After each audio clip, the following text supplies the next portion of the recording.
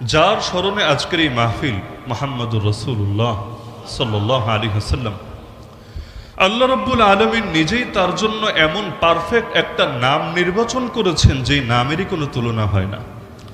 মুহাম্মদ শব্দের অর্থ হলো মান ইজতামাআত ফীহিল খিসালুল মাহমুদাতু কুল্লুহা, প্রশংসনীয় যত গুণ আছে, প্রশংসা করার উপযুক্ত যত গুণ যত বৈশিষ্ট্য হতে পারে, সবগুলো গুণ যার একার ভেতরে থাকে তাকেই মৌলিকভাবে মুহাম্মদ বলে। আমরাও তো অনেকে নিজেদের নামের সাথে মুহাম্মদ লিখি অথবা বরকতের নিয়াতে সন্তানদের নাম মুহাম্মদ রাখি, কিন্তু আমরা সকলেই এটা বিনা দ্বিধাই স্বীকার করি যে এই নামের উপযুক্ত এই পৃথিবীর বুকে যিনি একমাত্র ছিলেন তিনি হলেন মুহাম্মদুর রাসূলুল্লাহ সাল্লাল্লাহু আলাইহি ওয়াসাল্লাম। কারণ জাহেরি এবং বাতেনি যত রকম গুণ হতে পারে আল্লাহ রাব্বুল আলামিন কোনো একটা গুণও কম রাখেন নাই। আমাদের মধ্যেও যারা পরিপূর্ণ, খুঁজলে দেখা যাবে 90টা গুণ পরিপূর্ণ, কিন্তু 10টা জায়গায় গ্যাপ আছে। এক জায়গায় অনেক এগিয়ে কিন্তু আরেকটা জায়গায় তার দুর্বলতা আছে। পৃথিবীর সবাই এমন, কেউ দেখতে অনেক সুন্দর কিন্তু ভেতরগত সমস্যা আছে, কারণ ভেতরটা অনেক ভালো কিন্তু বাহ্যিক সৌন্দর্যে একটু ঘাটতি আছে। কিন্তু একজন ব্যক্তি এমন যার স্মরণে সাহাবী হাসান বিন সাবিত রাদিয়াল্লাহু আনহু এই বাক্য পর্যন্ত ব্যবহার করেছিলেন, ওয়া আহসানা মিনকা লাম তারা কাত্তু আইনি ওয়া আজমালা মিনকা লাম তালিদিন নিসাউ খুলিকতা মুবাররাআন মিন কুল্লি আইবিন কাআন্নাকা কাদ খুলিকতা কামা তাশাউ। আপনার চাইতে সুন্দর কোন মানুষকে আমার চোখ কখনো দেখেই নাই, আর দেখবে কিভাবে? আপনার চাইতে সুন্দর কাউকে কোন নারী কোনদিন জন্মই দেয় নাই। আপনি সৃষ্টি হয়েছেন সব দোষ ত্রুটি থেকে এমন ভাবে মুক্ত হয়ে, যেন আপনি সৃষ্টি হয়েছেন ঠিক নিজে যেভাবে চেয়েছেন সেভাবে। আল্লাহ রাসূল সাল্লাল্লাহু আলাইহি ওয়াসাল্লামের অঙ্গ প্রত্যঙ্গ একদম মাথা থেকে নিয়ে পা পর্যন্ত, প্রতিটা অঙ্গ মোবারকের মধ্যে পর্যন্ত আল্লাহ তাআলা এমন শতভাগ পারফেক্ট করে এগুলো গড়ে দিয়েছিলেন। আজও পর্যন্ত শামাইলের গ্রন্থ যদি কেউ খুলে দেখে অবাক হবে, একজন মানুষ বাহ্যিক সৌন্দর্যের বিচারেও এতটা পারফেক্ট কিভাবে হতে পারে। এমনকি আল্লাহ রাসূল সাল্লাল্লাহু আলাইহি ওয়াসাল্লামের কিছু শান্ত এমন ছিল যেগুলো সবাই স্বীকার করতে বাধ্য হতো। যেমন আল্লাহ রাসূল সাল্লাল্লাহু আলাইহি ওয়াসাল্লাম তিনি কিন্তু মানুষদের ভেতরে সবচাইতে লম্বা ছিলেন না, কারণ মাত্রাতিরিক্ত লম্বা হলে দেখতে খুব সুন্দরও দেখা যায় না। কিন্তু নবীজির শান ছিল এটা, আল্লাহ রাসূল সাল্লাল্লাহু আলাইহি ওয়াসাল্লাম তিনি সাইজের বিবেচনায় ছিলেন মধ্যমাকৃতির চাইতে কিছুটা উঁচু, কিন্তু যখনই মানুষের ভেতরে চলতেন, যখনই অন্যদের সঙ্গে হাঁটতেন, আর তার চাইতে লম্বা যারা ছিল তাদের উপরেও দূর থেকে তার মাথাটাই নজরে আসতো। আল্লাহ রাব্বুল আলামিন এমন শান তাকে দিয়েছিলেন।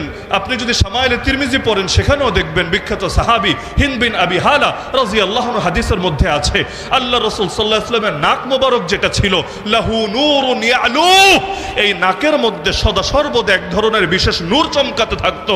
হঠাৎ যদি কোনো মানুষ দেখতো, আগ থেকে না চিনতো, তাহলে হঠাৎ করে গভীরভাবে না দেখলে সে হয়তো কখনো ভেবে বসতো মনে হয় নাকটাই একটু লম্বা, কিন্তু যখন গভীরভাবে দেখতো তখন সে বুঝে ফেলতো সুবহানাল্লাহ, আরে নাক তো স্বাভাবিকের চাইতে লম্বা না, কিন্তু এই নাকের উপরে একটা নূর সর্বদা চকচক করে সেটা জ্বলেই যাচ্ছে আর জ্বলেই যাচ্ছে। এমনকি নারী সাহাবী যার নাম রুবাইয়া বিনত মুআওয়িদ রাদিয়াল্লাহু আনহা, তিনি বলেন আরেকজনকে সম্বোধন করে এক তাবেঈকে, আরে শোনো, তুমি যদি আল্লাহ নবীকে নিজের চোখে দেখতা, লাউ রাআইতাহু কুলতা আশ-শামসু তালিয়া, তুমি যদি তাকে নিজের চোখে দেখতা তুমি বলতে বাধ্য হতা পৃথিবীর আকাশে সূর্য উঠেছে। কারণ আল্লাহ নবী সাল্লাল্লাহু আলাইহি ওয়াসাল্লামের চেহারা মোবারকটাই ছিল এমন, মনে হতো যেন সব আধার সব অন্ধকার দূর করার জন্য সেটাই যথেষ্ট বটে। এমনকি কি ছিল সেই চেহারার মাঝে? আল্লাহ রাসূল হিজরত করে যখন মক্কা থেকে মদিনায় গেলেন, এখন একজন মানুষ এক এলাকায় গেলে শুধু পছন্দের লোকরাই দেখতে আসে তা না, পছন্দের লোকরাও আসে, বিরোধীরাও আসে। এটা স্বাভাবিক ব্যাপার, কৌতূহল বশত, আগ্রহ বশত। যেমন আজকের মাহফিলে আমার সামনে যত হাজার মানুষ বসে আছেন, এ কথা কে দাবি করতে পারবে সকলেই মহব্বতের খাতিরে এসেছে? না, এটা বাস্তব না, এটা সম্ভব না। কেউ কেউ এজন্য এসেছে দেখি কি বলে, আমাদের বিরুদ্ধে কোনো ইঙ্গিত টিঙ্গিত দেয় কিনা, এমন মন মানসিকতা লোকদের ভেতর থাকতেই পারে। আল্লাহর রাসূল যখন হিজরত করে গেলেন মক্কা থেকে মদিনায়, ইহুদিদের বড় এক পণ্ডিত, ইহুদিরা মুসলমানদের দোস্ত না দুশমন? ইহুদিদের বড় এক পণ্ডিত যার নাম আব্দুল্লাহ বিন সালাম, পরবর্তীতে আল্লাহ যাকে সাহাবী হিসাবে কবুল করেছেন, সে আব্দুল্লাহ বিন সালাম বলেন, আমি কৌতূহল বশত দেখতে গেলাম, আরে কোন সেই মানুষ যে নিজেকে দাবি করছে এবং তার জন্য সকলে এভাবে উজাড় হয়ে আছে। আমি জাস্ট দেখার জন্য গেলাম। যেই মাত্র আমি শুধু তাকে দেখলাম, তার চেহারা মোবারকে আমার জাস্ট নজরটা পড়লো। এখন ওয়াজ শুনি নাই, বয়ান শুনি নাই, তিনি আমাকে আলাদা করে কোনো নসিহত করেন নাই, খালি চেহারা দেখলাম। আরাফতু আন্না ওয়াজহাহু লাইসা বিওয়াজহি কাযাব, তার চেহারা দেখেই আমি বুঝে ফেললাম এই চেহারা কোনো মিথ্যাবাদীর চেহারা হতেই পারে না। খালি চেহারা দেখেছে আর কিছু না। কি ছিল সেই চেহারার ভেতরে? চেহারা দেখে এক ইহুদির দিল সাক্ষ্য দিয়েছে এই চেহারা কোনো মিথ্যুকের চেহারা হতেই পারে না। এমনকি আল্লাহ নবীর সবচাইতে বড় বড় দুশ্মন যারা, নবীর যদি দুশ্মনদের তালিকা করা হয়, এক নম্বরেই যার নাম আসবে, যাকে উম্মতের ফেরাউন বলা হয়, সকলে কম বেশি চেনেন তাকে। আমি না বললেও সকলে তার নামটা বলতে পারবেন। কি নাম? আবু জাহাল। যদিও এটা তার নাম না, কিন্তু সকলে চেনে তাকে এই নামে। মাঝে মাঝে মানুষ এমন পচা পচে মূল নামটাই যায় হারিয়ে, এক একজন এক এক নামে পরিচিত হয়ে যায়। যেমন একজন ফেরাউন নামে পরিচিত হয়েছে, অথচ ফেরাউন কারো নাম না, এই নামে কোনোদিন এই পৃথিবীতে কোনো মানুষ ছিল না। আরেকজন আবু জাহাল নামে পরিচিত হয়েছে, আবু জাহাল কারো নাম না, এই নামে পৃথিবীতে কোনোদিন কোনো মানুষ ছিল না। এভাবে আল্লাহ এক একজনের এক এক জিনিসে পরিচিত বানিয়ে ফেলে। তো এখন আবু জাহাল, যার মূল নাম আমর বিন হিশাম, একদিন আল্লাহ রসুল সাল্লাল্লাহু আলাইহি ওয়াসাল্লামের সঙ্গে পথিমধ্যে দেখা, মক্কার যুগের কথা। আল্লাহ রসুল সাল্লাল্লাহু আলাইহি ওয়াসাল্লামকে সে বলল, মুহাম্মদ, তুমি কি আমাদের উপাস্যদেরকে দেবদেবীকে গালি দেওয়া থেকে বিরত হবা না? হাল আনতা মুনতাহিন আন সাব্বি আলিহাতিনা। আচ্ছা আমাকে বলেন, আল্লাহ রসুল সাল্লাল্লাহু আলাইহি ওয়াসাল্লাম কি আসলে গালি দিতেন?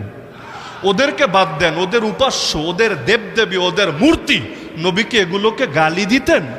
কিভাবে তিনি গালি দিবেন, যেখানে কোরআনে পর্যন্ত আল্লাহ বলে দিয়েছেন, লা তাসুব্বুল্লাযীনা ইয়াদউনা মিন দুনিল্লাহ ফায়াসুব্বুল্লাহ আদওয়ান বিগাইরি ইলম।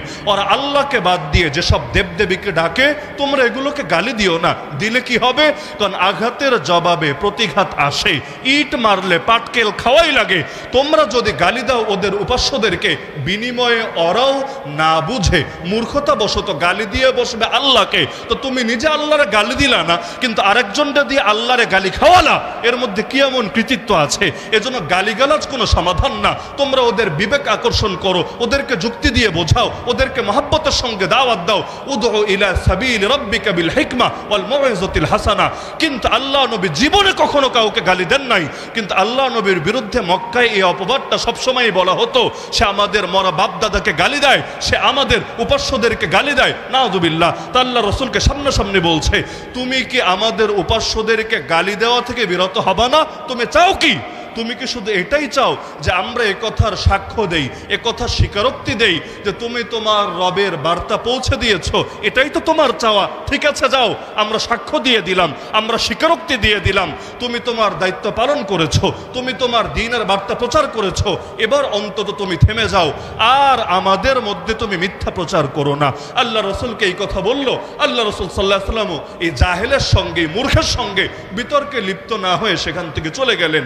এবার তার সঙ্গে একটা লোক ছিল যিনি পরবর্তীতে মুসলমান হয়েছেন, নাম হলো মুগীরা বিন শুআবা রাদিয়াল্লাহু আনহু, বিখ্যাত সাহাবী। এবার আবু জাহাল তাকে বলছে, শোনো, আমি যে মোহাম্মদকে বললাম যে মোহাম্মদ যা প্রচার করে সেটা মিথ্যা, আমরা স্বীকারোক্তি দিলাম যে সে প্রচার করেছে, কিন্তু সেটাকে যে আমি মিথ্যা বলে অভিহিত করলাম, শোনো, আমি কিন্তু বাস্তবে সেটাকে মিথ্যা মনে করি না। মুগীরা বিন শুআবা অবাক, মিথ্যা মনে না করলে মিথ্যা বললেন কেন? তাহলে তো মেনে নিলেই হয়, এত ঝামেলা কেন করছেন? যেটা সত্য সেটা মানতে দ্বিধা কোথায়, বাধা কোথায়? আবু জাহাল বলল, বাধা শুধুমাত্র এক জায়গায়। সে শব্দ ব্যবহার করলো বানু কুসাই, অর্থাৎ বোঝালো নবীর যে বংশ। সে বলল, দেখো, এই মুহাম্মাদের বংশের লোকেরা দাবি করেছিল চার জিনিস। এক নম্বরে তারা দাবি করেছিল হিজাবা আমাদের। হিজাবা মানে হলো কাবা ঘরের রক্ষণাবেক্ষণের দায়িত্ব। কাবা ঘরের রক্ষণাবেক্ষণের দায়িত্ব এটা যেন তেন গর্বের বিষয় না, ওই যুগেও ছিল এটা সবচাইতে বড় ইজ্জত এবং সম্মানের বিষয়। তাহলে তার বংশ দাবি করেছিল হিজাবা আমাদের, কাবা ঘরের রক্ষণাবেক্ষণের দায়িত্ব আমাদের। আমরা মেনে নিয়েছি, না মেনে উপায় নাই। দ্বিতীয় তারা দাবি করলো সিকায়া আমাদের, সিকায়া মানে হলো হাজিদেরকে জমজমের পানি পান করানো, অর্থাৎ জমজম থাকবে আমাদের অধীনে, আমরা হাজিদেরকে পানি পান করাবো, এটাও ইজ্জতের, এটাও গর্বের। তারাও দাবি করেছে, আমরা এটাও মেনে নিয়েছি, না মেনে উপায় নাই। 3 নম্বরে তারা দাবি করেছে নাদওয়া আমাদের। নাদওয়া বুঝেন? নাদওয়া হলো তাদের পার্লামেন্ট, যেখানে বসে তারা মিটিং করত, তারা বিভিন্ন বিষয় নিজেদের মধ্যে আলাপ আলোচনা করে সিদ্ধান্ত নিত। ওরা দাবি করেছে নাদওয়ার নেতৃত্ব আমাদের হাতে, আমরা এটাও মেনে নিয়েছি। 4 নম্বরে তারা দাবি করেছে লিওয়া আমাদের। লিওয়া মানে ঝান্ডা, যুদ্ধের মাঠের পতাকা, এটাও থাকবে আমাদের হাতে, আমরা মেনে নিয়েছি। এরপর তাদের সাথে টক্কর দেব কিভাবে, এজন্য তারাও দান করেছে, আমরাও দান করেছি। তারাও গরিব দুঃখীকে খাইয়েছে, আমরাও গরিব দুঃখীকে খাইয়েছি। মোটামুটি যখন ব্যালেন্স হলো, তাদের শান আর আমাদের শান কাছাকাছি আসলো, এখন তারা বলতে শুরু করেছে আমাদের মধ্যে নবী আছে। নবী এখন যদি বলি হ্যাঁ এইটাও মাইনা নিলাম, তাহলে আমাদের আর থাকে কি? ওরাই তো আগায় গেল, অন্য বংশের লোক যদি আগায়, এটা কি আমাদের ভালো লাগবে? সুতরাং যতদিন বেঁচে আছি, সে যেভাবেই বুঝাক, যেভাবেই বলুক, আমি ভেতরে ভেতরে জানি এটা সত্য, কিন্তু মুখ দিয়ে আমি স্বীকার করব না এটা সত্য, না হলে আমাদের মান সম্মান কমে যাবে।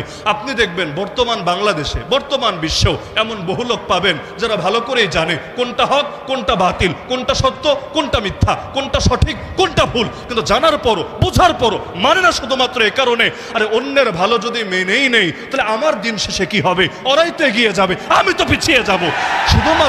শুধুমাত্র এই দলান্ধতা, এই আসাবিয়াতের কারণে বহুত মানুষের অন্তরে মোহর পড়ে আছে। না হলে ইহুদিদের চাইতে ভালো হক চিন্তকে, নবীর যুগের ইতিহাস পড়েন, ইহুদিদের চাইতে ভালো হক চিন্তকে। আমার নবী দুনিয়াতে আসার আগেই তারা অপেক্ষায় দিন গুনত, কবে আসবে মুহাম্মদ সাল্লাল্লাহু আলাইহি ওয়াসাল্লাম। এমনকি যুদ্ধের মাঠে পর্যন্ত তারা বলতো ইস্তাফতিহুনা আলাল্লাযিনা কাফারু। ইহুদিদের সাথে যদি কাফেরদের লড়াই হতো, তারা বলতো আরে শীঘ্রই আমাদের মধ্যে একজন নবী আসবে, তাকে নিয়ে যখন যুদ্ধ করতে নামবো, তোদের কিন্তু খবর আছে, তোরা আর তখন আমাদের সাথে কিছুতেই কোলাতে পারবি না। তাহলে যে ইহুদিরা আগে অপেক্ষায় ছিল, যে ইহুদিরা আগে দোয়া করত, যে ইহুদিরা আগে যুদ্ধের মাঠে পর্যন্ত গর্বের সাথে তার নাম প্রচার করত, হঠাৎ কি হয়ে গেল? তিনি আসার পর মানলো না তো মানলই না, উল্টো তার বিরুদ্ধে সবচাইতে ষড়যন্ত্র করলো। এমনকি আল্লাহ কোরআনে সূরা মাইদায় জানিয়েছেন, মুসলমানদের সবচাইতে বড় দুশমন হয়ে গেল ইহুদিরা। লাতাজিদান্না আশাদ্দান নাসি আদাওয়াতাল লিল্লাযিনা আমানুল ইয়াহুদ। ঝামেলা কোথায়? ওরা কি হক চেনে নাই? ওরা কি হক বোঝে নাই? ওরা কি আমার নবী যে প্রকৃত নবী, এই জ্ঞান তাদের অর্জন হয় নাই? সব হয়েছে। তাহলে মানে নাই কেন? মানে নাই শুধুমাত্র এই কারণে, নবীরা যদি মেনেই নাই, ওদের বংশটা নিচু হয়ে যাবে। ওরা হলো ইসহাক নবীর বংশের, আমার নবী ইসমাইল নবীর বংশের, অথচ ইসহাক নবীর বাবার নাম ইব্রাহিম, ইসমাইল নবীর বাবার নাম ইব্রাহিম, এক বাবার 2 পুত্র। কিন্তু কেন আমার বংশে না এসে আরেক বংশে আসলো? এজন্য চিরকাল আমার নবীর বিরুদ্ধে দুশমনী করে গেল। আল্লাহ এমন সংকীর্ণতা থেকে আমাদের অন্তরকে হেফাজত করুন। শুধু আবু জাহাল না, আবু জাহাল মরার পরে যুদ্ধের মাঠে যে নেতৃত্ব দিত, তার নামও আশা করি কম বেশি সচেতন সকলেই জানেন। কারণ এই চট্টগ্রামের এক সময় নাম ছিল ইসলামাবাদ, তাই না? এখনো অনেক আলেমের নামের সাথে ইসলামাবাদই লেখে। আমি ছোটবেলায় ভাবতাম ওনারা মনে হয় বাপদাদা পাকিস্তানে থাকতো, অথবা পড়ালেখা পাকিস্তানের ইসলামাবাদে করেছেন। পরে দেখলাম না, এটা হলো পুরনো নাম। আমাদের সিলেটের পুরনো নাম ছিল জালালাবাদ এক সময়, চিটাগাংয়ের এক সময় নাম ছিল ইসলামাবাদ। তাহলে যেই জায়গার নামই ইসলামাবাদ, আমরা তো আশা করতেই পারি 2 দিন আগে বা পরে এর প্রতিটা ইঞ্চি ইঞ্চি মাটিতে ইসলাম হবেই হবে, আবাদ ইনশাআল্লাহ। কারণ নামের শান্ত রক্ষা করতে হবে। নামে যদি থাকে একটা আর কামে হয় আরেকটা, এটা তো হাস্যকর ব্যাপার হবে। এটা যে কারো ক্ষেত্রে, আমার নামের মধ্যে 3 জন সাহাবীর নাম আছে। আলী একজন সাহাবীর নাম, হাসান একজন সাহাবীর নাম, উসামা একজন সাহাবীর নাম, 3 জনই সাহাবী। আলহামদুলিল্লাহ প্রতিটা মুহূর্তে আমার মাথায় এটা কাজ করে যে নামের মধ্যে যাদের নামের সাথে মিল আছে, অন্তত আমার শানের মধ্যেও তাদের শানের কিছুটা হলেও প্রতিচ্ছবি থাকতে হবে। তো এখন ইসলামাবাদ আশা তো করতে পারি ইনশাআল্লাহ 2 দিন আগে বা পরে এখানকার মাটিতে ইসলাম হবে আবাদ। তাহলে আবু জাহাল মারা যাওয়ার পর কুরাইশের পক্ষে নেতৃত্ব দিত কে? আবু সুফিয়ান। উহুদের যুদ্ধেও সে ছিল নেতা। এই আবু সুফিয়ানের ইতিহাস যদি আপনি পড়েন, দেখবেন যখন সম্রাট হিরাক্লিয়াস, আজকের ইউরোপের আগের নাম মনে করেন রোম, এখন তো ইতালির মধ্যে একটা এলাকা আছে রোম, এটা না, তৎকালীন সময়ে রোম বলতে পুরো পশ্চিমা বিশ্ব ধরতে পারেন বা পুরো ইউরোপ। এই ইউরোপের তৎকালীন যিনি বাদশাহ ছিলেন, সম্রাট ছিলেন, তাকে বলা হতো হিরাক্লিয়াস। সেই হিরাক্লিয়াসের সঙ্গে দেখা হয়েছিল আবু সুফিয়ানের, উহুদ যুদ্ধের কিছুদিন পরের কথা। যার সাথে যুদ্ধ হলো তার বিরুদ্ধে তো রাগ বেশিই থাকবে। আমার নবী হক নবী কিনা এটা যাচাই করার জন্য এই হিরাক্লিয়াস প্রশ্ন করেছিল আবু সুফিয়ানকে, আমার কাছে যদি আমার দুশ্মনের ব্যাপারে কেউ জিজ্ঞেস করে আমি ভালো বলবো না সবচাইতে খারাপ বলবো? আবু সুফিয়ানকেও প্রশ্ন করেছিল হিরাক্লিয়াস আমার নবী হক কিনা যাচাইয়ের জন্য। আবু সুফিয়ান পরে স্বীকারও করেছে মুসলমান হওয়ার পরে, দুই এক জায়গায় চেয়েছিলাম দুই একটা মিথ্যা চালিয়ে দিব, চালাই নাই শুধু এই ভয়ে আজকে যদি মোহাম্মদের নামে মিথ্যা কিছু বলি তাহলে আমার সাথে যে কয়টা লোক আছে, সে একা তো যায় নাই ব্যবসায়ী কাজে, তার সঙ্গে আরো 2-4 জন লোক আছে, এরা যখন গিয়ে মক্কায় বলে দিবে আরে নেতাজি দেখি মিথ্যা কথাও বলে, ওই সময় তো আমার ইজ্জত ফালুদা হয়ে যাবে। কারণ আরব জাতির এই বৈশিষ্ট্য ছিল, নিজেরা কাফের হতো, মুশরিক হতো, কিন্তু কোনো মিথ্যাবাদীরে তারা নেতা মানত না। কারণ মিথ্যাবাদী মানেই হলো ধোঁকাবাজ। ধোঁকাবাজ আর যাই হোক কখনো জাতির নেতা হওয়ার যোগ্য হতে পারে না। তা আবু সুফিয়ানকে জিজ্ঞেস করেছিল একটা প্রশ্ন, আচ্ছা তুমি আমাকে বলো তো, ফাহাল কুনতুম তাত্তাহিমুনাহু বিল কাযিব ক্বাবলা আন ইয়াকুলা মা ক্বাল। এই যে মুহাম্মদ লা ইলাহা ইল্লাল্লাহ দাওয়াত দেওয়া শুরু করেছে, এই দাওয়াত দেওয়ার আগে তোমরা কি তাকে মিথ্যাবাদী হিসাবে চিন্তা না সত্যবাদী হিসাবে চিন্তা? পূর্বেও কি তার ব্যাপারে মিথ্যার অভিযোগ ছিল কিনা তোমাদের একটু বলো তো। কারণ মানুষের অতীতের সাথে এটা দাঁড়াচ্ছে একটা প্রমাণ বের করবে যে আগ থেকেই যদি মিথ্যাবাদী হয় তাহলে আল্লাহর নামেও মিথ্যা কথা চালাতে পারে। এজন্য জিজ্ঞেস করলো যে মুহাম্মদ এই দাওয়াত শুরু করার আগে তোমরা তারে মিথ্যাবাদী হিসাবে অভিযুক্ত করতা কিনা? এবার আবু সুফিয়ান বলল না, আমরা এর আগেও অর্থাৎ বিগত 40 বছরেও আমরা তাকে কখনো মিথ্যা বলতে দেখি নাই, মিথ্যা বলতে শুনি নাই। শেষে গিয়ে হিরাক্লিয়াস বলেছিল আমি কেন তোমাকে এই প্রশ্ন করেছি জানো? তোমার এই প্রশ্নের দ্বারা আমি এটা স্পষ্ট বুঝে নিয়েছি এটা কখনোই সম্ভব না যে সে মানুষের নামে মিথ্যা বলা থেকে বিরত থাকবে আর আমার আল্লাহর নামে যা মনে চাই সেই মিথ্যা চালিয়ে দিবে, এটা সম্ভব না। যেহেতু সে মানুষের নামেই মিথ্যা বলে না, সুতরাং আল্লাহর ব্যাপারেও সে যা বলে এটা সত্য ছাড়া আর কিছুই হতে পারে না। এমনকি আমার নবী প্রথম প্রকাশ্যে যেবার দাওয়াত দিলেন, একটা পাহাড়ের চূড়ায় উঠলেন, কুরাইশের প্রতিটা গোত্রের আলাদা আলাদা করে নাম ডেকে ডেকে সবাইকে জমা করে প্রথম দাওয়াত দেওয়ার আগে নবী জিজ্ঞেস করেছিলেন, বলো তো আমি যদি তোমাদেরকে বলি পাহাড়ের পেছনেই শত্রু বাহিনী চলে এসেছে, কিছুক্ষণ পরই তোমাদের উপর হামলা চালাবে, তোমরা কি আমার কথা বিশ্বাস করবা? আল্লাহ রাসূল নিশ্চিত হয়ে নিচ্ছেন। তারা বলল কেন বিশ্বাস করব না মুহাম্মদ, মা জাররাবনা আলাইকা ইল্লা সিদকা, আমরা তো তোমার ব্যাপারে সত্যের অভিজ্ঞতাই শুধু লাভ করেছি, তোমার জবান থেকে কোনো দিন কোনো মিথ্যা কথা বের হতে আমরা দেখি নাই। তাহলে নবীর দুশমনরাও এটা স্বীকার করতে বাধ্য ছিল। আর স্বীকার করবে না কিভাবে, যেখানে আমার রাসূল বলেন লাইসা শাইউন বাইনাস সামাই ওয়াল আরদ ইল্লা ইয়ালামু আন্নী রাসূলুল্লাহ ইল্লা আসিয়াল জিন্নি ওয়াল ইনস, আসমান এবং জমিনের মধ্যে এমন একটা জিনিসও নাই যেই জিনিসটা জানে না সুনিশ্চিতভাবে যে আমি আল্লাহর রাসূল। শুধুমাত্র কিছু নাফরমান, কিছু অবাধ্য জিন আর ইনসান বাদে প্রতিটা মাখলুক এ কথা জানে এবং মানে আমি শুধু সাধারণ বান্দা না, আমি আল্লাহর নবী, আল্লাহর রাসূল। এজন্য সহিহ মুসলিম খোলেন, হাদিস পাবেন, আল্লাহ রাসূল বলেন ওয়াল্লাহি, আল্লাহর কসম করে বলছি, ইন্নী লা আরিফু হাজারাম বিমাক্কা কানা ইউসাল্লিমু আলাইয়া ক্বাবলা আন উবাস ইন্নী লা আরিফুহুল আন, সেই পাথরটাকে আজও আমি মুহাম্মদ ভালো করে চিনি। আরে আমার কাছে ওহী আসা শুরু হওয়ার আগেই যেই পাথর মক্কায় আমাকে দেখলেই সালাম দিত, সালাম। আপনি চিন্তা করেন এখনো ওহী আসা শুরুই হয় নাই, এখনো মানুষ তাকে নবী রাসূল হিসাবে চিনতে শুরুই করে নাই, কিন্তু পাথর পর্যন্ত চিনত এই মানুষটা আল্লাহর একজন নবী, এই মানুষটা আল্লাহর একজন রাসূল। এমনকি কি ছিল তার মাঝে, একবার তিনি কোরবানির দিন নিজ হাতে কোরবানি করবেন। এই মাসালা তো সবাই জানেন আশা করি, কোরবানি নিজের হাতে করা ভালো না অন্যের হাতে করা ভালো? যারা সুন্নাত সম্মত পদ্ধতিতে কোরবানি করতে জানে, যারা জানে না তাদেরকে বলছি না, যারা সুন্নতি তরিকায় কোরবানি করতে জানে তাদের কোরবানি নিজের হাতেই করা উত্তম। আল্লাহ রাসূল নিজের হাতে কোরবানি করতেন, অনেকগুলো উট বাঁধা, আল্লাহ রাসূল একটা একটা করে সবগুলোকে কোরবানি করবেন। উটকে তো আর জবাই করে না, উটকে নহর করে, দাঁড়ানো থাকে, গলার নির্দিষ্ট জায়গায় ছুরি দিয়ে আঘাত করে রক্ত গড়াতে গড়াতে সেটা নিস্তেজ হয়ে যায়, সেটার প্রাণবায়ু বের হয়ে যায়। আল্লাহ রাসূল সাল্লাল্লাহু আলাইহি ওয়াসাল্লামের এক সাহাবী বলেন, আমি অবাক হয়ে দেখছিলাম, উটগুলো তো বাঁধা, আমরা তো চাচ্ছিলাম একটা একটা নিব, নবী একটা নহর করা শেষ করবেন, আর একটা নিব, সেটা কোরবানি করবেন, এভাবে সিরিয়াল বাই সিরিয়াল কাজ করব। কিন্তু আমরা অবাক হয়ে হঠাৎ লক্ষ্য করলাম সবগুলো উট রশি ছেঁড়ার জন্য প্রতিযোগিতা শুরু করে দিল, কার আগে কে আমার নবীর হাতে কোরবানি হবে, এর জন্য তাদের মধ্যে প্রতিযোগিতা শুরু হয়ে গেল। আপনি চিন্তা করেন কি ছিল তার ভেতরে। তার হাতে কোরবানি হতে পারাকে, তার হাতে কোরবানি হতে পারাকে নিজের জন্য উট পর্যন্ত গর্বের বিষয় মনে করছে। এমনকি আল্লাহ রাব্বুল আলামিন কি শান দিয়েছিলেন তাকে, ওই ঘটনা কে না জানে। মিম্বার নির্মাণ হওয়ার আগে, মদিনার মসজিদে মিম্বার তৈরি হওয়ার আগে এক খেজুর গাছের কাণ্ড ব্যবহৃত হতো আল্লাহ রাসূল সাল্লাল্লাহু আলাইহি ওয়াসাল্লামের খুতবার সময়। যখন মিম্বার তৈরি হলো, এক লোক সেটা আল্লাহ রাসূলের অনুমতি নিয়ে তাকে বানিয়ে দিলেন। আল্লাহ রাসূল মিম্বারে উঠলেন। ওই সময়ের এই ঘটনা তো সকলে জানে। খেজুর গাছের ডালের ভেতর থেকে কান্নার আওয়াজ বের হচ্ছিল।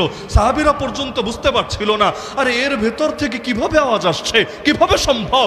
আল্লাহ রাসূল সাল্লাল্লাহু আলাইহি ওয়াসাল্লাম সেটা হাতে নিলেন, কান্না পর্যন্ত থেমে গেল এবং তিনি বললেন, যদি আমি এটাকে না ধরতাম, আমার পরশে না নিতাম, এটা চিরকাল শুধু কেঁদেই যেত। আল্লাহ রাসূলের শানে আবু তালেব পর্যন্ত, যে নিজে হয়তো কালেমা পড়ে নাই, কিন্তু সেও এই স্বীকৃতি দিতে বাধ্য হয়েছে, ওয়া আবয়াদা ইউস্তাসকাল গামামু বিওয়াজহিহি সিমালুল ইয়াতামা ইসমাতুন লিল আরামিলি।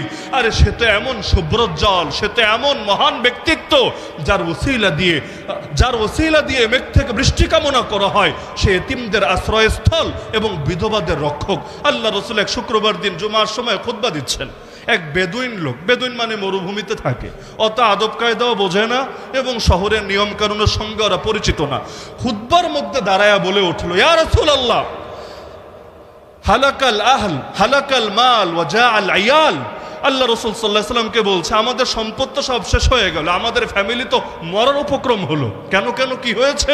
সে বলল, কতদিন ধরে বৃষ্টি নেই আপনি জানেন, ইতিমধ্যে দুর্ভিক্ষ দেখা দিয়েছে, আমাদের ফ্যামিলিও বরবাদ, আমাদের সম্পদও বরবাদ, এখন আমাদের কি হবে? আল্লাহ রাসূল সাল্লাল্লাহু আলাইহি ওয়াসাল্লাম সেই সময় আল্লাহকে বললেন, দেরি করলেন না, সেই সময় আল্লাহকে বললেন, আল্লাহুম্মা স্কিনা আল্লাহুম্মা স্কিনা আল্লাহুম্মা স্কিনা। হে আল্লাহ, আমাদেরকে বৃষ্টি দিয়ে সিক্ত করেন, বৃষ্টি দিয়ে সিক্ত করেন, বৃষ্টি দিয়ে সিক্ত করেন। সাহাবী বলেন, দোয়া মুখ থেকে বের হতে দেরি, ফল প্রকাশ হতে দেরি না। আমাকে বলেন, নবীর দোয়া কবুল হতে কি কোনো বাধা আছে? আমাদের দোয়া কবুল হতে নয়তো বিভিন্ন বাধা টাধা থাকে। অনেক সময় হারাম ইনকামের কারণে, হারাম খাওয়ার কারণে দোয়া কবুল হয় না। কখনো দোয়ার আদব না জানার কারণে, যেমন দোয়া করতে হয় নবীর শানে দুরূদ পড়ে। এখন যারা দুরূদে কার্পণ্য করে তাদের দোয়াও আল্লাহ রাসূল বলেন আসমান এবং জমিনের মধ্যে আটকে যায়। ইন্না দুআ মাওকুফুন বাইনাস সামাই ওয়াল আরদ। নিশ্চয়ই দোয়া আসমান আর জমিনের মধ্যে আটকে থাকে যদি না বান্দা নবীর শানে দুরূদ পড়ে। তা আমাদের দোয়া কবুল হতে অনেক বাধা থাকে, কিন্তু নবীর দোয়া কবুল হতে কোনো বাধা আছে? নবীর যেই দোয়া আল্লাহ কবুল করেন নাই সেটা নিজেই জানিয়ে দিয়েছেন যে ইয়া রাসূলুল্লাহ, আপনার এই দোয়া আমি কবুল করলাম না, কারণ এটা আমার সিদ্ধান্তের বিপরীত। যেমন আল্লাহ রাসূলের একটা দোয়া এক হাদিসের মধ্যেই আছে যে আল্লাহ রাসূল 3টা দোয়া করলেন, আল্লাহ 2টা কবুল করলেন, একটা ফিরায় দিলেন এবং নবীকে জানিয়ে দিলেন, ইয়া রাসূলুল্লাহ, এই দোয়া আমি কবুল করব না, এটা আমার সিদ্ধান্তের বিপরীত। আপনি এখন অবাক হবেন, কোন সেই দোয়া যেটা আল্লাহই বলে দিলেন নবীকে কবুল করবেন না? এটা বুঝতে চাইলে আগের দোয়াটা বোঝেন যে কবুল করলেন কোনটা। আল্লাহকে বলেছিলেন, হে আল্লাহ, আমার উম্মতের উপর বহিঃশত্রুকে, বহিঃশত্রু বুঝেন বাইরের দুশমন আর কি, কাফের, মুশরিক, ইহুদি, খ্রিস্টান, হিন্দু, বৌদ্ধ, নাস্তিক যা হতে পারে, অর্থাৎ অমুসলিম যারা, আয় আল্লাহ, আমার উম্মতের উপর অমুসলিমদেরকে এমন ভাবে চাপিয়ে দিবেন না যে আমার উম্মতকে সবাইরে মেরে ফেলেছে, কচুকাটা করে ফেলেছে। আয় আল্লাহ, এমনটা আপনি করবেন না। আল্লাহুম্মা লা তুসাল্লিত আলাইহিম আদুওয়াম মিন সিওয়া আনফুসিহিম ফায়াস্তাবিহা বাইদাতাহুম। নবীর বাক্য, আজও হাদিসে লেখা আছে। আল্লাহ জানিয়ে দিলেন, ইয়া রাসূলুল্লাহ, এই দোয়া কবুল করলাম। মানে কি? পৃথিবীর সমস্ত কাফেররা মিলেও যদি চেষ্টা করে কিছু মুসলমান মারতে পারবে, কিছু মানুষের শাহাদাতের দোয়া কবুল করার ব্যবস্থা করতে পারবে, কিন্তু গোটা উম্মতকে নিশ্চিহ্ন করতে পারবে না, পৃথিবী থেকে ইসলামকে কেউ ধ্বংস করতে পারবে না। আল্লাহ এই দোয়া কবুল করেছেন বলেই তো কত মানুষ চলে যাচ্ছে, কিন্তু আল্লাহর দিন যেমন ছিল তেমনই থেকে যাচ্ছে। এমনকি শহীদদের মিছিল যত দীর্ঘ হচ্ছে, আমার আল্লাহ ইসলামের বিজয় পৃথিবীর বুকে তত এগিয়ে দিচ্ছে। আরে কারো মৃত্যুতে যদি ইসলাম থেমে যেত, অনেকে তো ভাবে অমুককে মেরে ফেললে ইসলাম শেষ, তমুককে শহীদ করে দিলে ইসলাম শেষ, অমুককে জেলে ভরে রাখলে ইসলাম শেষ। আরে পাগল, তোমরা ভেবেছ কি কারো বিদায়ে যদি ইসলাম থেমে যেত, আল্লাহ রসুল ওয়াফাতের পরে ইসলাম হারিয়ে যেত? আমার রসুল ওয়াফাতের পর কেউ কেউ বেঈমান হয়েছে, তারা ভেবেছে মোহাম্মদ শেষ, মোহাম্মদের ধর্ম শেষ, এই ধর্ম আর আগ বাড়বে না। অথচ ওরা জানে না যে ইসলামকে হেফাজতের দায়িত্ব নিয়েছেন আল্লাহ। যতদিন আল্লাহ আছে এই দ্বীনের ক্ষতি কেউ করতে পারবে না।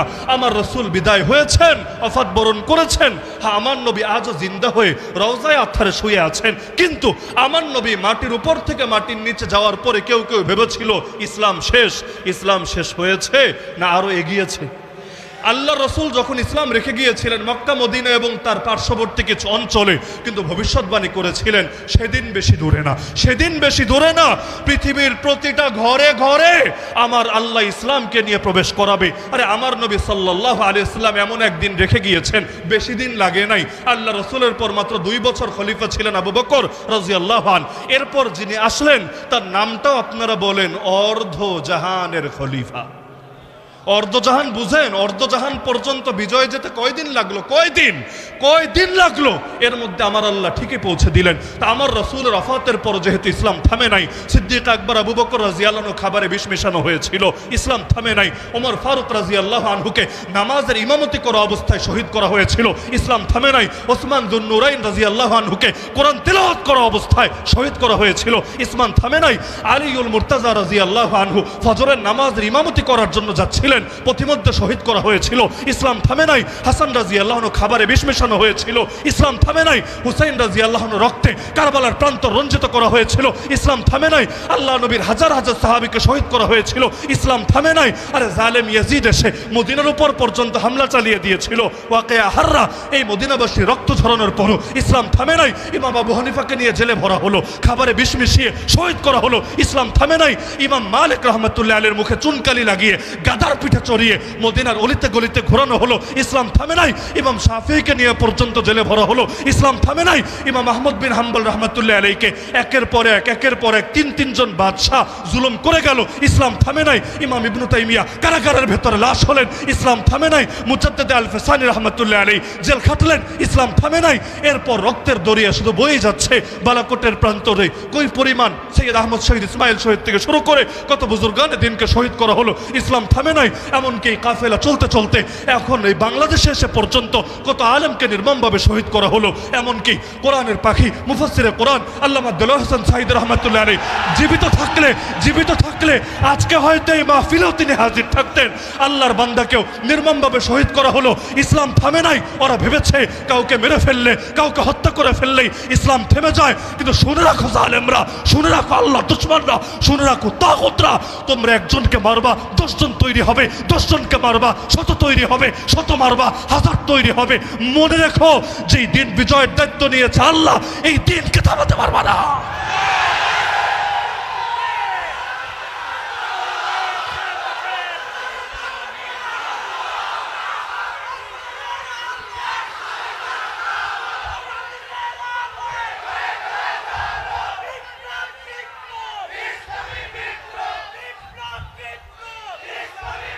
এমনকি ইসলামের বৈশিষ্ট্যই হলো এটা, যদি না থামানোর চেষ্টা করো হালকা গতিতে আগাবে, আর যদি থামানোর চেষ্টা করো গতি 1000 গুণ বেড়ে যাবে।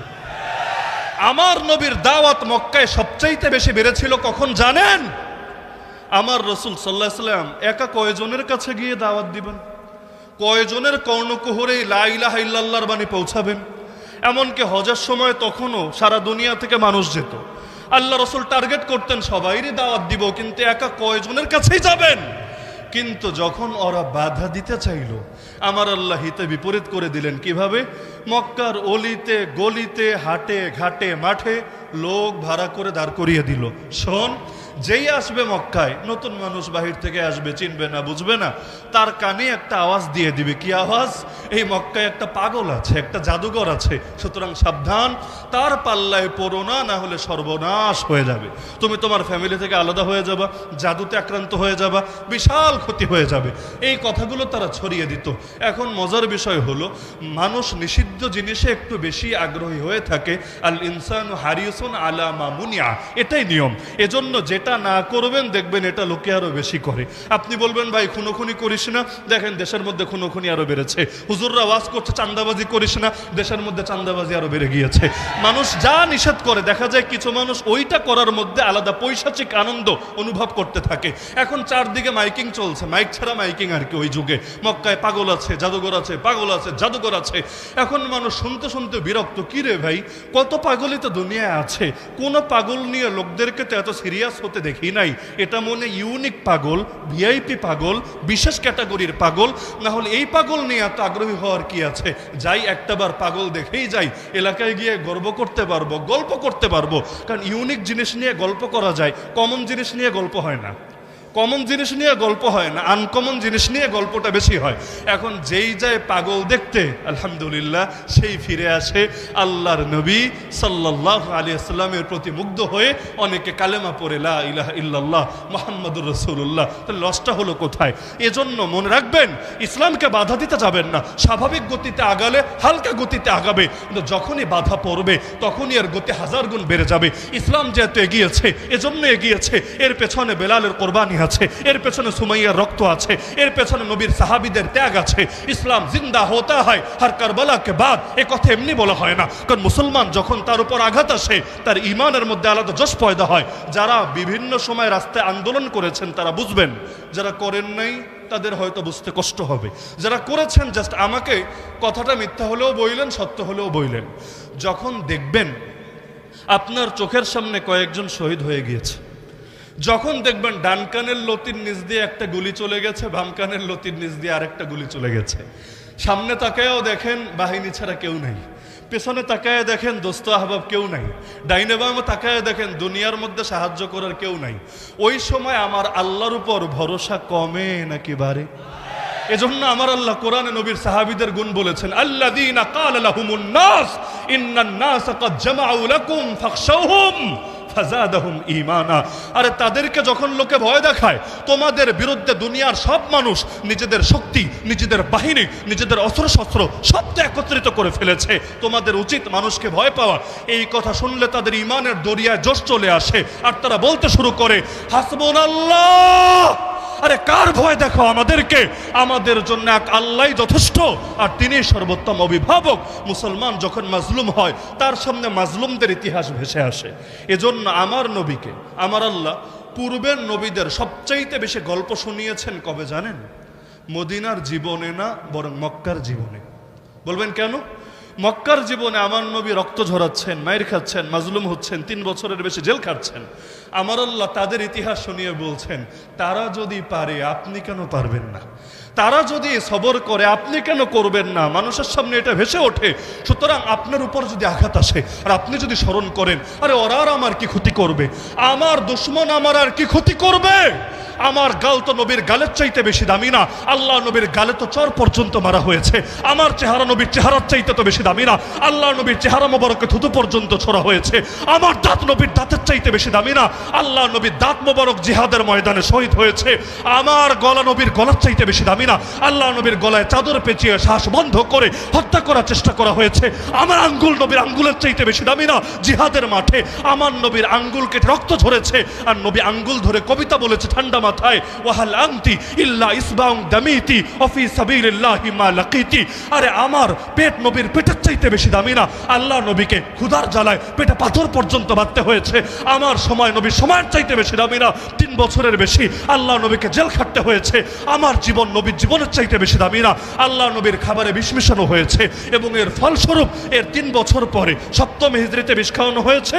এর 3 বছর পরে নবী যে শহীদ হওয়ার দোয়া করেছিলেন আল্লাহর কাছে, আল্লাহ সে দোয়া দোয়াও কবুল করেছে। তা আমার নবী মুজাহিদ নবী ছিলেন, আমরা তো মুজাহিদ নবীর মুজাহিদ উম্মত হব। আমার নবী শহীদ নবী ছিলেন, আমরা শহীদ নবীর শহীদ উম্মত হব। আমার নবী সাহসী নবী ছিলেন, আমরা সাহসী নবীর সাহসী উম্মত হব। আমার নবী রক্ত ঝরিয়েছেন, বাতিলের সামনে মাথা নত করেন নাই, তা আমরা কিভাবে বাতিলের সামনে মাথা নত করব? সুতরাং জান যদি যায় তবুও নবীর পথে থাকবো, মাল যদি যায় তবুও নবীর পথে থাকবো, জেল যদি খাটা লাগে তবুও নবীর পথে থাকবো, এমনকি ফাঁসির কাষ্টে যদি চড়া লাগে তবুও নবীর পথে থাকবো। যতদিন বেঁচে আছি আল্লাহ নবীর আদর্শ জিন্দা করার জন্য লড়াই চালিয়ে যাব। এমনকি এর জন্য যদি রক্ত ঝরে, সেই রক্ত ঝরাকে সৌভাগ্যের বিষয় মনে করব। এই চেতনা যদি কারো ভেতরে আসে, পৃথিবীর জালেমরা কিভাবে তাকে দমাবে, কিভাবে তাকে থামাবে? আমি তো মনে করি আল্লাহ নবীর কোরবানিকে কোনো মুসলমান যদি দিলের মধ্যে ধারণ করতে পারে, পৃথিবীর কোনো অপশক্তি নাই ইসলামের বিজয় থামিয়ে দেবে।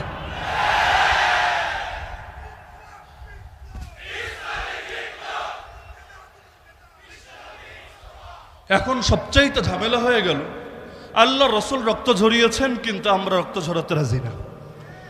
আল্লাহ রসুল 3 বছরের বেশি অবরুদ্ধ থেকেছেন, জেলের চাইতেও বড় কষ্ট। জেল তো আমরাও খেটেছি 1 বছর, জেলে তো ভাই বহু শান্তি। জেলের মধ্যেও ফ্যান আছে, জেলের মধ্যেও লাইট আছে, জেলের মধ্যেও ক্যান্টিন আছে। এমনকি 24 ঘন্টা যেহেতু আমাদের লকআপে রাখতো, এজন্য খাদেমও থাকতো জেলের ভেতরে, মানে অন্যান্য ওই সব আলেমদেরকে একসঙ্গে জেলে ভরে রাখতো। যদিও বড় ভালোই হয়েছে, আলেমদের মধ্যে মাঝে মাঝে দূরত্ব হয়, গালিগালাজ হয়, মাইক পেলে অনেক সময় ব্যালেন্স থাকে না, একজন আরেকজনের 14 গোষ্ঠী উদ্ধার করে দেয়। কিন্তু জালেমরা সবাইরে নিয়ে যখন একসঙ্গে ভরে দিয়েছে, সকালেও একসাথে, দুপুরে একসাথে, রাতও একসাথে, অসুস্থ হলে একজন আরেকজনের খেদমত করে, খাবার একজন কিছু কিনে আনলে ভাগাভাগি করে আরেকজনের সাথে, মাঝে মাঝে কাপড় চোপড়ও ধুয়ে দেয়। সুবহানাল্লাহ, এমন মহব্বত হয়েছে, এমন আন্তরিকতা হয়েছে।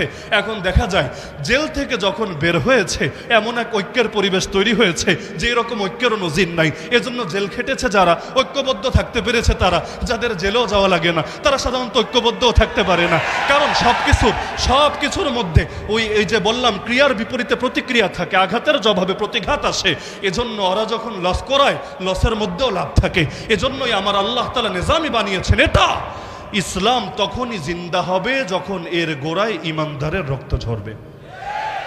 আমার আল্লাহকে নবীর রক্ত ঝরানোর মুখাপেক্ষী ছিলেন? আল্লাহকে নবীর রক্ত না ঝরিয়ে ইসলামকে বিজয়ী করতে পারতেন না? আমার আল্লাহকে সর্বশক্তিমান না? যদি সর্বশক্তিমান হয়, নবীর রক্তই কেন লাগলো? অথচ নবীর 1 ফোঁটা রক্ত গোটা পৃথিবী কেন, আসমান জমিন কুল কায়নাতের চাইতেও তো দামি। সেই রক্ত কেন ঝরা লাগলো? এখানে কোনো শিক্ষা নাই? আমার আল্লাহ পারেন, সবই পারেন, কিন্তু বান্দার রক্তকে তিনি ভালোবাসেন, কারণ তিনি চান জান্নাতে অনেক মর্যাদা দিবেন। কিন্তু আমলের যে অবস্থা রে ভাই, এগুলো দিয়ে জান্নাতে এত বিশাল মর্যাদার আশা করাও দুরূহ ব্যাপার। এজন্য ইবাদত বন্দেগীতে যেহেতু অনেকের দুর্বলতা থাকে, আমার আল্লাহ আখিরাতের সফরে এগিয়ে নেওয়ার জন্য তার কিছু রক্তকেও কবুল করে, যার সঙ্গে যার সাদৃশ্য, তার হাসরও তার সঙ্গে। যদি দ্বীনের জন্য গায়ে কিছু আঘাতও লাগে, আশা তো করতে পারি কিয়ামতের দিন আল্লাহ চাইলে বেলালের সাথে, সোহাইবের সাথে, আম্মারের সাথে, ইয়াসিরের সাথে, খুবাইবের সাথে, খাব্বাবের সাথে, সুমাইয়ার সাথে রাদিয়াল্লাহু আনহুম আনহুন্না আজমাইন, এমনকি খুলাফায়ে রাশিদিনের সাথে, ইমাম হাসান হুসাইনের সাথে আল্লাহ চাইলে আমাদের হাসরও তো করিয়ে দিতে পারি। সুতরাং লসের কি আছে? আমার নবীকে চিনত সকলেই। আবু সুফিয়ান একদিন তার বাহনের পিঠে চড়ে যাচ্ছে, ওই যুগে তো উটটুট ব্যবহার করতো, কখনো ঘোড়া কখনো গাধা ব্যবহার করতো। সেখানে সেও আছে, তার স্ত্রী হিন্দাও আছে এবং তার পুত্র মুআবিয়া, সকলেই আছেন তারা সেখানে। তখনও তারা কেউ কালেমা পড়েন নেই। আল্লাহ রাসূল সাল্লাল্লাহু আলাইহি ওয়াসাল্লামকে হঠাৎ দেখলেন। আবু সুফিয়ান তার পুত্রকে বলল, হে মুআবিয়া, তুমি নেমে যাও, মুহাম্মদকে চড়ার জায়গা দাও। কারণ এটা তো স্বাভাবিক, আপনিও যদি দেখেন একজন সম্মানিত মানুষ এসেছে, কখনো নিজের ছেলেকে সরিয়ে আপনি তাকে বসতে দেন, তো তাকে উঠালেন, এভাবে কিছুক্ষণ সামনে চললেন। এরপর আল্লাহ রাসূল সাল্লাল্লাহু আলাইহি ওয়াসাল্লাম তাকে সেখানে দাওয়াত দিলেন, কোরআনে সূরা হামিম সাজদার কিছু আয়াত পড়ে শোনালেন। পুরো টাইম আবু সুফিয়ান মনোযোগ দিয়ে শুনলো, কোনো আওয়াজ নেই, কোনো বাধা নাই। যখন নেমে গেল, এবার পেছন থেকে হিন্দা, মানে আবু সুফিয়ানের স্ত্রী, সে বলল, ছি, একটা জাদুঘরের জন্য তুমি আমার বুকের ধন, আমার পুত্রকে বাহন থেকে নামায় দিলা, এটা কেমনে পারলা? আমার পুত্রকে খালি আমার একার পুত্র, তোমার পুত্র না? পুত্রের ব্যাপারে কি এতটুকু মায়া তোমার দিলে নাই?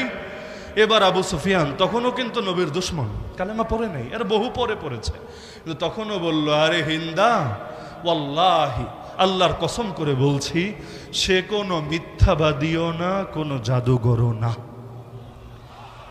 তার মানে আল্লাহ রাসূল সাল্লাল্লাহু আলাইহি ওয়াসাল্লামকে আমার আল্লাহ এইরকম শানি দিয়েছিলেন, আর দিবেন না কেন? আল্লাহ রসুল খাইবারের যুদ্ধে বললেন, আগামীকাল ঝান্ডা তুলে দিব এমন একজনের হাতে যার মধ্যে 3টা গুণ আছে। 1 নম্বর গুণ, সে আল্লাহ এবং তার রসুলকে ভালোবাসে। 2 নম্বর গুণ, আল্লাহ এবং তার রসুলও তাকে ভালোবাসে। 3 নম্বর গুণ, ইফতাহুল্লাহ আলা ইয়াদাই, আল্লাহ তার হাতে যুদ্ধের মাঠে বিজয় এনে দেবে। এবার প্রতিটা সাহাবীর দিলের মধ্যে এই আগ্রহ জাগলো, হায় রে, লোকটা যদি আমিই হতাম, নবী যদি আমার হাতেই ঝান্ডা তুলে দিত তাহলে 3 সার্টিফিকেট পেয়ে যেতাম। 1 নম্বর এটা পেতাম যে আল্লাহ এবং তার রসুলের উপরে আমার মহব্বত আছে। 2 নম্বর এটাও পেতাম মহব্বত একপাক্ষিক না, আল্লাহ এবং তার রসুল আমাকে মহব্বত করে। আর 3 নম্বর বিজয়ও চলে আসতো আমার হাত ধরে, আমি ওসিলা হয়ে যেতাম। কতই না সৌভাগ্যের বিষয়। সবাই দোয়া করতে লাগলো, আল্লাহ লোকটা যাতে আমি হই, লোকটা যাতে আমি হই, লোকটা যাতে আমি হই। সবার ভেতরে আগ্রহ। আল্লাহ রসুল সাল্লাল্লাহু আলাইহি ওয়াসাল্লাম পরবর্তী দিন সবাই অপেক্ষায়। নবীজি হঠাৎ করে জিজ্ঞেস করলেন, আইনা আলী, আলী কোথায়?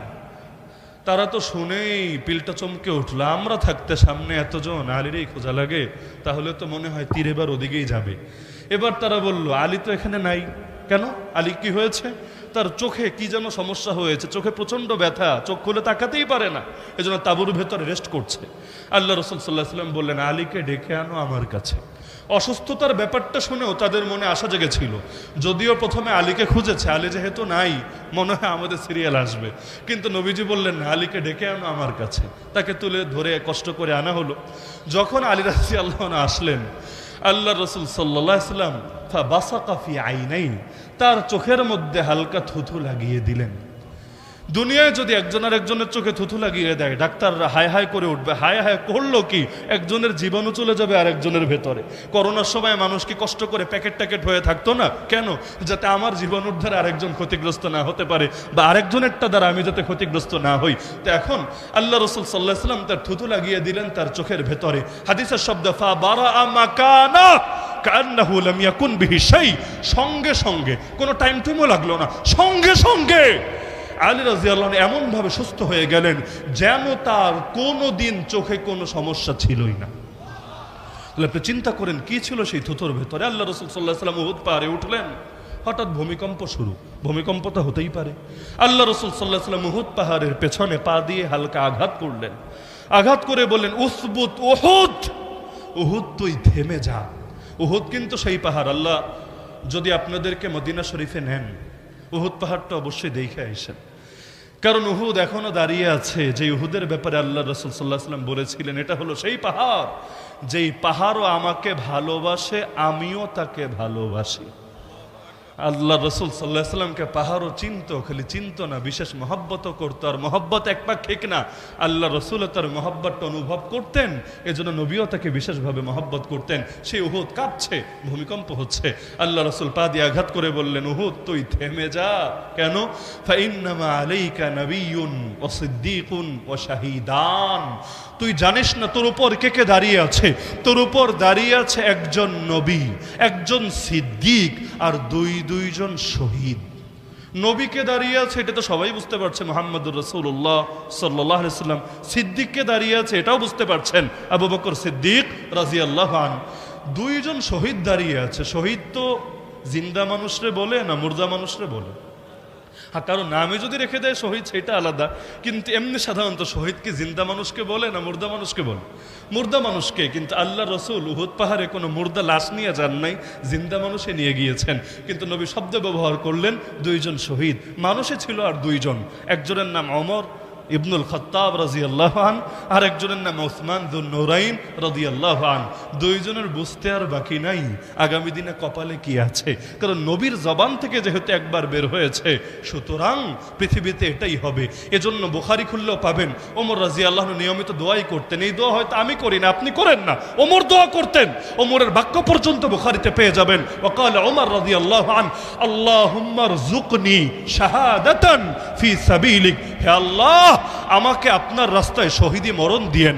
এই দোয়া আমরা করি না, অথচ ওমর পর্যন্ত নিয়মিত এই দোয়া করতেন। শুধু ওমর না, আল্লাহ রাসূল পর্যন্ত আল্লাহকে বলেছিলেন, বুখারীতে একাধিক জায়গায় আছে, হে আল্লাহ আমার বড় ইচ্ছা হয়, লাওয়াদিত্তু, হে আল্লাহ আমার বড় আগ্রহ হয় তোমার রাস্তায় জিহাদ করে শহীদ হব, আবার জীবন দিবা, আবার শহীদ হব, আবার জীবন দিবা, আবার শহীদ হব, আবার জীবন দিবা, আবার শহীদ হব। কি আছে শাহাদাতের ভেতরে? আমার রাসূল একবার না বারবার বারবার বারবার শাহাদাত চাচ্ছে আল্লাহর কাছে, অথচ আল্লাহ রসুলই তো আমাদেরকে জানিয়েছেন পৃথিবীর হায়াত একবার। তাহলে আল্লাহ রসুল যে শাহাদাতকে ভালোবেসেছেন সেই শাহাদাতকে আমরা কেন ভালোবাসি না? আরে কেউ যদি জান্নাতে একবার চলে যায় পৃথিবীতে দ্বিতীয়বার ফিরে আসতে চাইবে না, কিন্তু শহীদ হলো তারা যারা জান্নাতে গেলেও আরেকবার শাহাদাতের মধুপান করার আগ্রহে পৃথিবীতে ফিরে আসার জন্য দরখাস্ত করবে আল্লাহর কাছে, তাদের তৃপ্তি মিটবে না। তো যেই শাহাদাতকে নবী ভালোবাসতেন, যেই শাহাদাতকে ওমর ভালোবাসতেন, যেই শাহাদাতকে জান্নাতীরা জান্নাতে যাওয়ার পরও ভালোবাসবে, সেই শাহাদাতকে ভালোবাসি পৃথিবীর কেউ আমাদেরকে দমিয়ে রাখতে পারবে না ইনশাআল্লাহ।